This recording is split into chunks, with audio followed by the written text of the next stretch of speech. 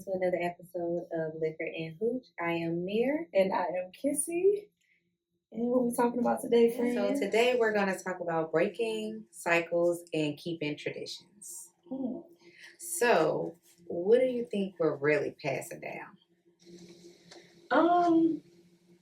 I feel like morals. Okay. A lot of morals do get passed down. I feel like that's one of the things that I picked up from my family. Mm-hmm.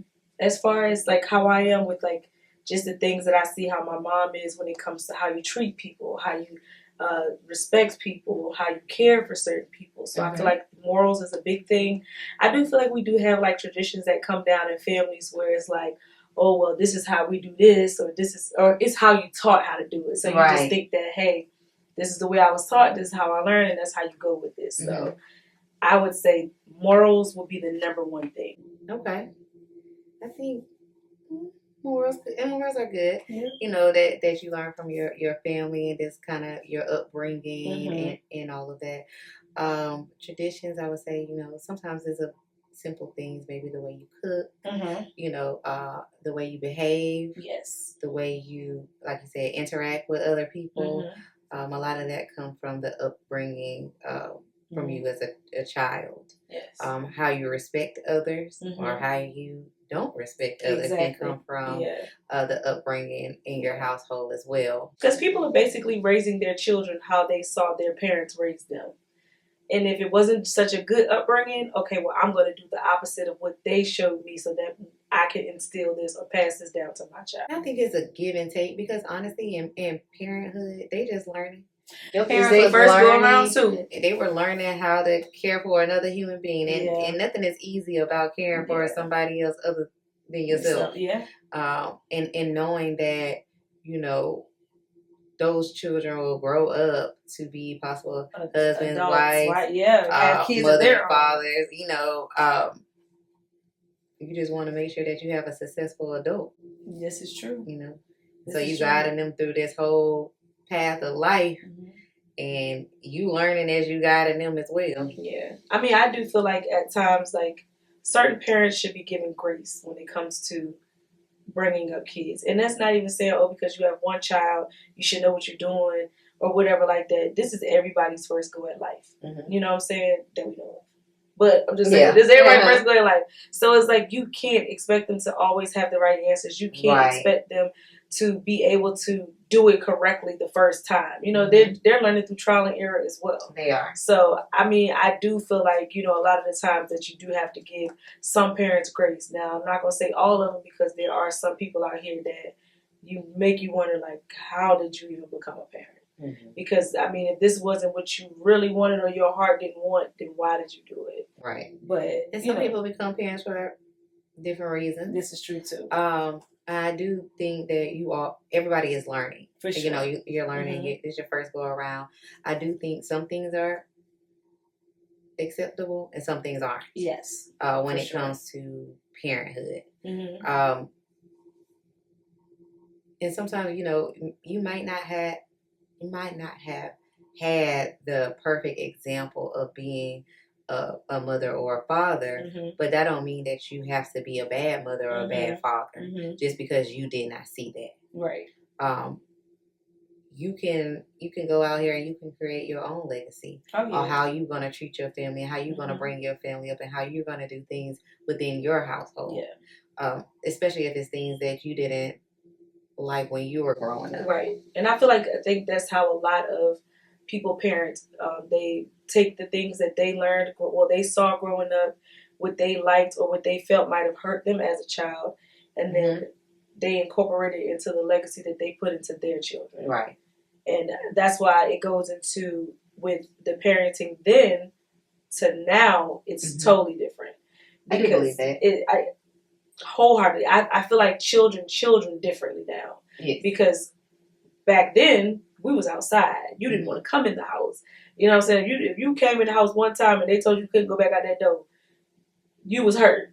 But kids now, you can't even halfway get them out the house. You know what I'm saying? You can't even halfway get them away from their games or their electronics or want them or get them to want to be outside children. And then it's like you can't even really fault them for that because it's not as safe as it was back then. Not saying that it was fully safe back then, but it's not as safe as it was back then for kids to actually go outside and play in the yard and ride bikes up and down the streets with their friends, because now you got to worry about who's going to try to take your child. Is somebody going to hurt your child? Is there another parent down the street that might be upset because the kids got roughhoused and whatever? Now you got to come, make sure your child's good. So it's so much that goes into the change of how kids can be kids now. So how you raise them is definitely different. Yes, I do think it's different because they have a lot of things accessible to them. Oh, yeah. Right? We didn't have as much. So it was easy to go outside because that's how you talk to everybody. Yes. Now everybody got a phone. Yep. Everybody can talk to each other on Instagram, TikTok, whatever they have. Over the game, they even talking to each other. Yeah. So it's a lot of ways that they just communicate differently. Very different. And they interact differently. So, yeah, raising them is going to be a little bit different. So we're the new generation raising children. And I think we're not all the way serious. No. So it's very... We're not all the way serious. Yeah. But we're not, though. We're not always We're not. But it's still things that I teach my children. But, I enjoy my kids. I actually do enjoy my kids. And I make whatever they're going through, like, relatable. Okay, what's going on? Hey, sit down and talk to me about what you got going on. Why do you feel this way? Yeah. What made you react this way? What was your thought process during this time, a conflict or whatever you had going on? What was your thought? Tell me. Yeah. Express to me how you feel. Yeah. I've always been a parent that use your words. Yes. Use your words. Use your words. That was definitely a big thing when the oldest was younger. Hey, we not crying. Use your words. What's wrong with you? Let me know what's wrong with you. So I agree with that 100%. And that makes me want to. So how do you feel about them saying that a child should be seen and not heard? So in some areas I can see that. And all I would say no. Because I do want my child to feel that I am a safe space for them. Hey, Mom, come pick me up. Got it. Hey, Mom, hey, talk to me. What's going on? I never want them to be afraid to be open with me. Yes. Right? I will say that my parents are like a safe space for me. I can talk to my mom or my dad about anything, and probably different topics that I talk to both of them about, but I don't think it's anything that I can, I can't tell my dad that, or I can't tell my mom that. Like, I'm going to tell them. Yeah. So I want my children to feel the same way. Like, hey, no matter what happens, I know I can call my mom. It don't matter what it is, good, bad, indifferent. I can call my mom because she going to show up. Right. She might be mad. I can't see mom bad like that, like full on bad. No. I was saying for me, like my kid's gonna be like, she might be mad at me if I call her about X, but I gotta, I'm gonna call my mom. They don't matter. Whatever go on, I'm gonna call my mom myself. Yeah. No, I mean, I feel like with that, I can understand it as far as if you're a child and you're in a space where there's adults. We see you, but don't be over here trying to entertain the conversation. Yeah, so it shouldn't. So I don't think that children should be in adult conversation. For sure. If there's a whole bunch of adults around talking about adult things, well, kids go do what kids do. They shouldn't be in here interjecting that. Oh yeah, I remember that. I don't care what you remember. You got to go somewhere else. I don't think that that's the space for you to use your words. Yeah. You know what I mean? Yeah. You need to no. But no, I definitely agree with that, because I do feel like you said, in a sense, even when the child is in the wrong for something, I still want you to be able to explain to me what your thought process was that brought you to that decision. It shouldn't be I'm just screaming at you, putting you down, trying to correct you, and I'm not understanding what you were feeling or what made you do that. Right. So if I know that's put you in that space, I know how to maneuver you around so you won't get there. Yes. We won't get those same reactions as well. Oh yes. I can't tell nobody else how to parent their child. That's your child. I can only tell you how I parent my child. But I do think that it's important to listen to your For kids. sure. But when I say, hey, we're not going back and forth on this, there's no reason why you should still be talking. For sure. When I'm talking. Mm-hmm. We're not doing that either. Mm-hmm. So it is definitely boundaries on how you do it. But I do believe when it's a time and everything is less heated, and so, hey, let me know what's going on. Mm-hmm. What happened with this situation? I'm trying to understand where you were coming from. Right. And it sometimes, because a lot of times we want to give adults grace, you know what I'm saying? But children are learning. Mm-hmm. Everything that they're going through, sometimes this is the first time they're going through it. Exactly. Somebody not treating them right, somebody leaving them out, they feeling a certain kind of way, they're not feeling love. These are the first time they're dealing with some of these emotions. Mm-hmm. So they don't know how to actually react to or properly express themselves. Right. So that's why sometimes you just gotta, hey, you need to breathe for a second. Right. Take you a 10, count 10, mm-hmm. calm down, woosah, whatever you have to do, mm-hmm. and then we can come back and we can revisit this. Right. That's how respect flows both ways. Right. Because even though you're my child, I'm still going to respect you and your feelings. I'm still going to respect you and your emotions, because I don't ever want to feel like I have to disrespect you to correct you. Right. I hate that. So I don't like for people to talk down to their children as well. Oh, yeah. No. Because what it does, it sets the precedence of you thinking that that's how people are supposed to treat you. Mm-hmm. Right? People are not supposed to treat you like that. I don't like, mothers talking to their kids certain ways, fathers talking to their children some kind of way, or fathers talking to their daughters. I'm saying you can't be strict with your daughters, because you can, but also as a father, be loving to your daughter as well, because the first person that says something nice to her, he look, and it's set in a precedence that, it sets a tone for their life, male and female. It sets a tone on how people treat them, or what they allow from people. Right. And that's how you get these adults that are out here that don't know how to receive love or don't know how to give love. Right. Because they were taught that, okay, from my mother's standpoint, she always told me I wasn't going to be this. She always cussed me out. She always did me this, that, and the third, blah, blah, blah. So then when you do get a woman that's speaking life in you, you might not know how to receive that, because you don't take that as real love. Mm-hmm. You don't know how to let someone love you, because you never had it. Right. So I definitely feel like the upbringing and the legacies and traditions that are placed in a household surrounding a child definitely molds a child to who they're going to be as an adult. Yeah. No, and I do think there are some family traditions and things need to be broken as well. Yeah. Right? Okay, well, my what you think need to be broken? Like my mom and my dad didn't treat me well. Oh, we're gonna break that cycle right now, because when we come in here and we come together, we're gonna. No, I'm not saying my family, or I'm just saying in general. No, that's what I'm saying. That no, we're not gonna do that. We're gonna communicate with each other. We're gonna talk this out. We're gonna see this through. Like or some people, like my parents didn't stay together. My parents were. They didn't have respect for each other. It was always toxic when my family got around each other. Now, my parents actually do get along. You know what I'm saying? Mine cuss each other out from time to time, but they mess with each other the long way. No, they definitely do. Yeah, they'll cuss each other out quick. Quick. And call you and tell you about quick. That's the crazy part. Yeah. But it's still like genuinely respect and love there. You know what I'm saying? So it's like, no, I understand like what good co-parenting look like as well if you have to go that route. But it's like, hey, your people gonna show up. My people gonna always show up. You never have to worry about mine showing up. They're always gonna show up in a big way, and I appreciate that, because a lot of people are like, "Oh, your family came down for this."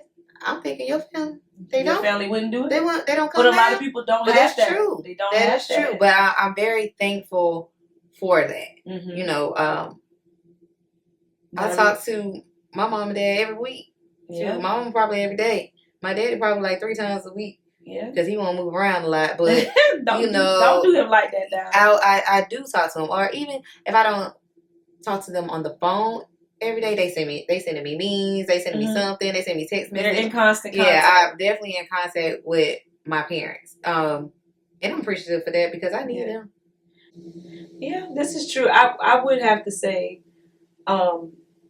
No, I don't. We're the opposite. Like, I don't have that connection like you do with your family. I mean, granted, I still talk to my family from time to time, and certain family members that I keep in touch with more than others. But like, as far as that, oh, I'm gonna jump on the phone and call my mom and we're gonna talk about this. It's not that, but I don't feel like not having that at my life right now deters anything that I got going on, because I honestly do believe at the points where, you know, I did need the mothering, I had my mother there. At the points where I did need my father's always been there. That's a crazy thing. Like, I might not talk about my dad much, but goddamn donkey been there. You know what I'm saying? And still, and even though he get on my nerve from time to time, as of recently, my dad is still there, and he always keep it real with you. He gonna tell you what it is flat out, regardless of how you want to take it or how you gonna receive it. Hey, I feel like you need to hear it.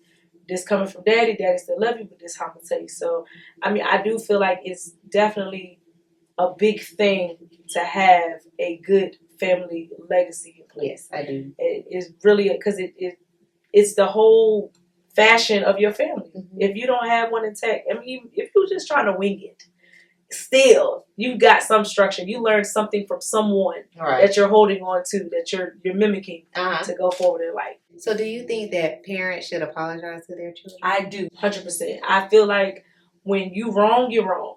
As an adult or whatever, I feel like you should never allow your child to walk around thinking what they did was wrong when it wasn't. Because in the end, that's gonna sit on them. Like, if you corrected your child for something that they were totally innocent for, and you still allow them to think that was wrong, now you're making them question themselves. Now you're making them question their decisions again.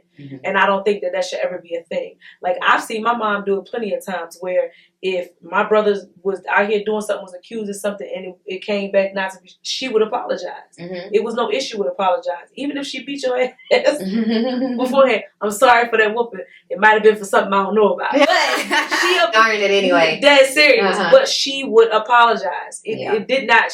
It never shook her not to apologize. Even my father would apologize. And I feel like children really need to hear that, because it still reassures them that, okay, that decision you made was right. You know what I'm saying? I might have jumped the gun with it, but it was all in good intention, but you were right.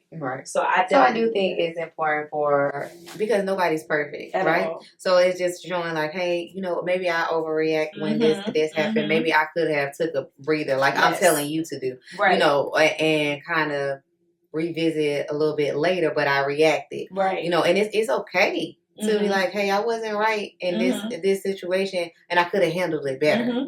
You know, and I will try to handle it better the next time around. And I don't think anything's wrong with that. I have parents that like, we all learn it. You know what I mean? You can apologize to your children. I don't think it's wrong to be like, oh, I'm just not. I know I was wrong, but I ain't telling them nothing. I don't like a parent that think like that. Like, you don't feel like you have to explain yourself to your child. Now, if from some things, I'm not gonna explain to you. Once I say do it, that's where we're going with it, right? That's different. But when it's certain things, I do think that let me go ahead and revisit this and tell you, you know what, I didn't handle this right. This is what I was thinking as to why I reacted this way. Because kids are of why. They got to know why and how. So it's very especially mine. Especially mine. Yo, when I say that oldest one, he used to burn my soul with that. But why? He was on Y phase for a long time. He stayed in that Y phase a very long time. He's still there sometimes. Not as much though. He just listen. You know, one thing about my boy, he gonna get it off his chest, and he ain't still it every time. He gonna get it off his chest. So no question that. He gonna get it out there. So he ain't even gotta worry about asking why too much, because he gonna tell you what he thinking and what he feel, and you just gonna have to go with it. It just is what it is. But yes, kids are very much in the why. The why and how phase. And I feel like you as a parent should want them to understand what your thought process was to why you reacted the way you did. And I appreciate that, because my youngest is like that. Okay, well, you know, why is it this, why is that? And I'm like, we do it this way because, you know what I'm saying? Or don't touch this because this can happen to you. Don't, don't run in the street, hold my hand when we're crossing the street. Don't try to, it's certain reasons I'm telling you this, because people get hit, cars get hit you, cars are backing up, they can't see you. Different things, you know? I feel like that comes with patience. Because I feel like a lot of parents don't have patience to teach that way. Right. They just say, oh, well, I'm telling you to do it, just do it. You don't need to know why, you just need to do it. Yeah. And that's not how kids are wired. You know what I'm saying? That's not even how adults are wired. Because why are you telling me to do something that I'm not? And I get it every time I can't explain everything to you, but I can come back and revisit it and say, hey, this is the reason why we did this. Right. You know, and this is the reason why we do it this way. So then that way we kind of, you know, we prevent things. We're trying to be preventive here. Yes.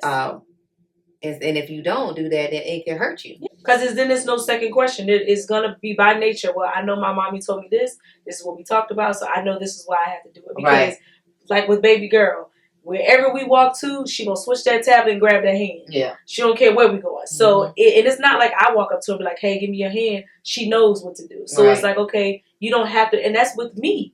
I didn't have that conversation with her, but because you did. Yes, because my girl is a tablet girl, right? I said, when you're walking, you do not look at that tablet. You grab my hand, you walk forward, you walk on this side of me. Yep. And these are things I take because you can't. How you gonna walk and be on your phone? How you gonna walk and be on your tablet? You're not aware of your surroundings at all. We're not doing that. Right. I tell my son, hey, don't walk and be trying to text on your phone and all this because now what if something come in front of you? Now you hurt yourself. Yeah. We're not doing that. Put it in your pocket, put it in your hand, walk to where you going, then you can get it back. Get to it. Like I said, it's all about how you instill it because you telling her that or you explaining that to her, she does that with everyone. Right. It's not like, oh, I'm only going to just do it with mommy. I'm going to do it with everybody because I know what can happen if I don't. So what do you think of a healthy family relationship looks like? Girl, you don't better have me that bitch, child. Okay, so I feel like a healthy family relationship would look just like what most of our conversation has been right now. Okay. Like, I feel like healthy families communicate. Healthy families take accountability, hold each other accountable. Healthy families know how to love because you love everyone differently. Everybody's not loved the same. So I feel like to know how to love your family members individually. So I feel like that is what the foundation of a healthy family is. Everybody's own different personalities. They're going to be their own people, but I feel like those are the things that could really build a bond and keep a family together. When you guys healthy is not perfect, right? And I think people get it. The internet have people thinking that it's perfect. Oh, they look like they got the perfect family. Like that's not it. You know, life is not perfect. You know, but you're driving towards a goal, right? Yes. And you driving towards the success of just having a healthy and a loving family, you know, environment. Yes. It's not about everything got to be done correctly the first time, but we're going to figure this out through trial and error. We love each other, so we're not out here doing anything to hurt each other, i.e. your whole family, your brothers, your sisters, your mom, dad, your husband, your wife, whoever you have in your family. I'm not out here to hurt you. Exactly. You know, and although I may do some things along the way that may hurt your feelings, but I want the environment to be healthy so then you're vulnerable enough to express what you have going on. Right? So that's a good topic right now. So how do you think when it comes to being vulnerable, like a man in a relationship, how do you think that plays into a relationship? I think that for a man to be vulnerable in a relationship is a must. And I don't think that a lot of men understand that when you're able to be vulnerable with your woman, it shells out any other way of uncertainty that you can show her. So I feel that it has to be a safe environment. Yes. That's the thing. So I think people immediately feel like, oh, he should just be open to me. You know, or she should be open to me. And sometimes people feel that it's supposed to be just off the bat. No. But a lot of times me, I'm not a man, but I can speak up for what I've seen. A lot of men are not afraid to be vulnerable because now, oh, you weak. No, you're not weak. Like, but make it a safe space because sometimes I've seen women that use them against them. Oh, you were down and out about this, and now it's like you throwing it up in this person's face about the time when they were not who they wanted to be, or they were in an era where they were vulnerable, they were weak, and you use it against him, and now you talking down to him, or you be, and it could be from a man doing it to a woman, or a woman doing it to a man. You know, there's not any, but it has to be created safe space on both ends, right? Especially for men, because women are a little bit more emotional, and we will just off the bat kind of show you our emotions. Yes, men are taught, oh, boys don't cry. You know, boys are hard. They got to be hard. They got to be this.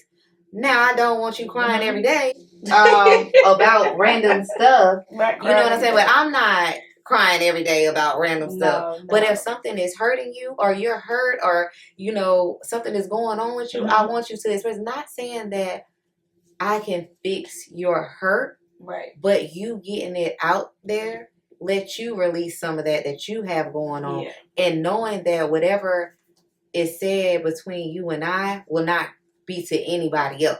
That's a safe space, and you have to make it a safe space. You know, and willingly do that, and not bring it up if you angry, and not bring it up when you're upset, and not bring up things that you know this was told in confidence. Yeah, but I feel like if a woman does that to a man, she's doing it to intentionally hurt him. And that woman obviously, she obviously has no good intentions for you, because why would you hurt something that you love? People do it all the time. And you ain't wrong, but that's what I'm saying. That would alone let you know that this isn't somebody that you should aspire to be with. Because if this person would intentionally hurt me or say those things knowing it could hurt me, why would I be with you? Why would you want to go out your way to make me hurt? That's crazy. Like, I don't understand it at all. You're not gonna say you love me and then intentionally do things to hurt me when you feeling hurt, instead of being an adult and voicing what I did that made you hurt. Right. And having a conversation. Now you want to shut it back. When you doing that, you got to go. That causes a lot of men to shut down. Yes. When you do that, I'm shutting down. There's no need for me to be vulnerable with you. And I've heard men say, like, because a woman hurt them in that way, that they don't open themselves to another woman like that. Right. I believe that to be true. Yeah. And I think it even takes time when you meet your person, right? Because you can meet your person and still trying to figure it out, right? Right. And then you go through life and you like, nah, you know what? I went through this and she there. We went through it. We got through it, you know. And I was hurt about a situation, but she gonna pick me up. She gonna keep it rocking. We gonna be good. Yeah. You know, definitely go with experiences. Yeah. Like, they have to experience that you're gonna handle them with care before they can actually allow you to care. Right. So I definitely believe that. Like, I don't know. Like, so in that terms, because I can very much have a different outlook on what a good man looks like to me. But what would a good man look like to you outside of money and status? So I think that I've always had a perception of a good man because I have a good father. Right? Okay, Mr. Turn. I have a really good father. So I've always had a loving man in my life. Like, I've never not had that. You're twins, so you had a dose. Yeah, so, you know, I never not had a loving man in my life. For sure. You know, so to me, it's like, you know, somebody that works hard, you know, somebody that take care of their family, respect their family, someone that you can count on, you know, someone that's accountable for their actions as well. And like you said, can apologize. Hey, I didn't do everything right this time, but hey, we're going to work on it. We're going to get it together, you know, and somebody that communicates with you. I have a really loving father, right? So it showed me what right looked like.